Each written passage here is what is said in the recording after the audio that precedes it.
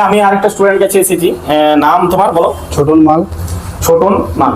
তা তুমি এর আগে কি মোবাইল কোনো কাজ করছে এখানে আসার আগে? না স্যার, করতাম না। একবারই বেসিক থেকে এসেছো? একদম স্যার।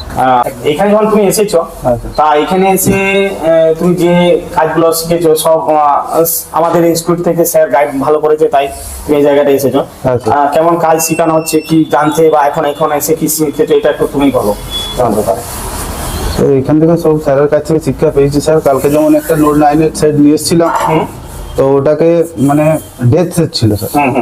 ও সেটটাকে স্যার এবং চার্জিং আইসি থেকে, পাওয়ার আইসি থেকে, সিপিইউ থেকে, ইএমসি থেকে পুরো খুলে তার প্রত্যেকটা স্টেপ বাই স্টেপ কাজ করা হয়েছে।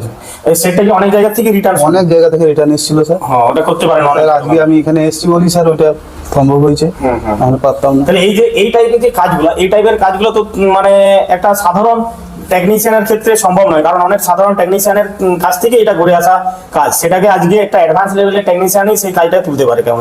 তাহলে এরকম একটা কাজকে তোলার জন্য একটা সাধারণ টেকনিশিয়ানের ক্ষেত্রে সম্ভব নয়, তাই অ্যাডভান্স লেভেলের টেকনিশিয়ান দরকার আছে। একদম স্যার। আর একজন অ্যাডভান্স লেভেলের টেকনিশিয়ান হতে গেলে শুধু ঘরে বসে থাকলে বা দোকানে মেশিন নিয়ে বসে গেলে কি অ্যাডভান্স লেভেল টেকনিশিয়ান তৈরি হবে? না স্যার। এখানে এসে সেরকম নলেজ, সেরকম ডায়াগ্রাম, স্টাডির সিস্টেম, কিভাবে কাজ করার প্রসেস, আইসি রিবোলিং এবং প্রত্যেকটা লাইনের যে কোডিং, এগুলো শুধু ট্রেনিং সেন্টারেই জানা যায়। একদম স্যার। জন্য একটা ট্রেনিং সেন্টার দরকার আছে বা একটা গাইডনেস টিচার দরকার আছে। অবশ্যই স্যার। ঠিক আছে, থ্যাংক ইউ।